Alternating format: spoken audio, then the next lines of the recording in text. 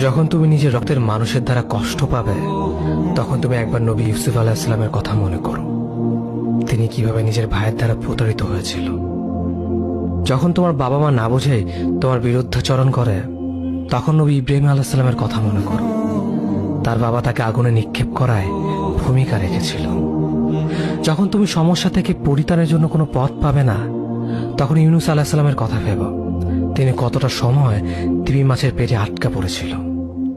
যখন তোমার নামে কেউ মিথ্যা অপবাদ ছড়িয়ে দেবে, তখন মা আয়েশা রাদিয়াল্লাহু আনহার কথা মনে করো। তার নামে পুরো শহর জুড়ে কুৎসা রচনা করা হয়েছিল। যখন তুমি অসুস্থ ব্যথার যন্ত্রণায় কাতরাতে থাকো, তখন নবী আইয়ুব আলাইহিস সালামের কথা ভেবো। তিনি ভয়ঙ্কর এক ভাইরাসজনিত রোগে আক্রান্ত হয়ে তোমার থেকে বেশি কষ্ট পেয়েছিল। যখন তুমি দিনের কোনো বিধান নীতিতে যুক্তি খুঁজে পাও না, তখন নবী নূহ আলাইহিস সালামের কথা ভেবো। তিনি কোনো প্রশ্ন ছাড়াই মরুভূমিতে নৌকা তৈরি করেছিল।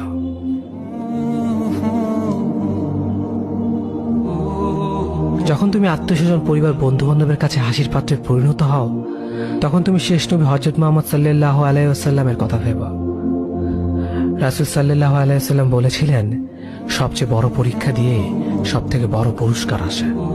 যখন আল্লাহ কাউকে ভালোবাসেন, তখন তাকে পরীক্ষা করেন, এবং যে এই পরীক্ষাগুলো মেনে নেয়, সে আল্লাহর সন্তুষ্টি অর্জন করে। আর যে অভিযোগ করে, সে তার ক্রোধের পাত্র হয়।